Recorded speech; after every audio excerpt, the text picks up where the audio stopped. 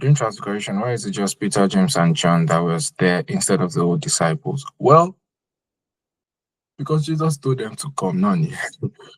It's as simple as that. Because Jesus chose them, and there's kind of this idea of permit me to call it the circles of Jesus association, or the circle of friends.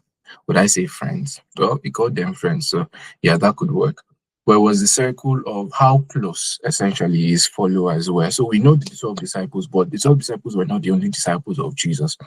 In fact, there were hundreds of disciples, as we see in Acts 1 and Acts 2, is that when Jesus ascended into heaven and told the disciples, so writing, Luke was writing from the book of Luke and was writing Acts to Theophilus. So at the beginning of Acts, it was continuing where that's why Acts started with the former account I've written, "Oh, great Theophilus," so that you will not do it by yourself. That's a Theophilus Sunday joke. But the book of Acts started with Luke saying that I've done part 1, and which was the gospel according to Luke. I'm now doing part 2, which is Acts. So him writing from where he stopped in Luke, saying that Jesus' ascension. Did he write ascension in Luke? I believe so. Jesus's birth, death, burial, and resurrection. Right. And yeah, ascension at the end of Luke. And then continuing, because towards the end of Jesus's life, it was like they should die in Jerusalem until they endure with power. I was talking to his disciples, and when we now get to Acts, the number of disciples was accounted to be 120. And then there was another place where he sent out 70 of the disciples. Right. So Jesus had kind of a strata in the circles of his disciples. So we can say safely that there was the 70, or there was the 120, and then there was the 12, which are the ones that we know, and which were the ones that became apostles. And then there's the 3, Peter, James, and John.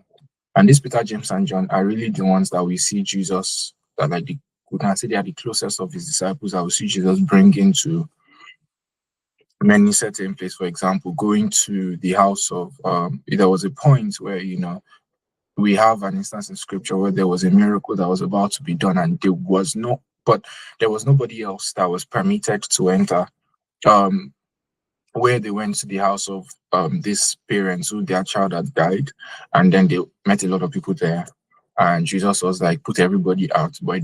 So he went with his disciples, but he put everybody out except the parents of the child and Peter, James, and John. Right. And Peter, James, and John, aside from the Transfiguration, Peter, James, and John were the people that he called closer to himself, to the Garden of Gethsemane as well. So it's just like a ring of fellowship, or a strata of how close people are, essentially among the circle of his disciples. And it's really how a lot of relationships are in any organization, to be honest. There are people who, yes, we can all have a mutual what's it called, relationship, but people are closer than others, and that's just the way things are. Was Jesus showing favoritism? No.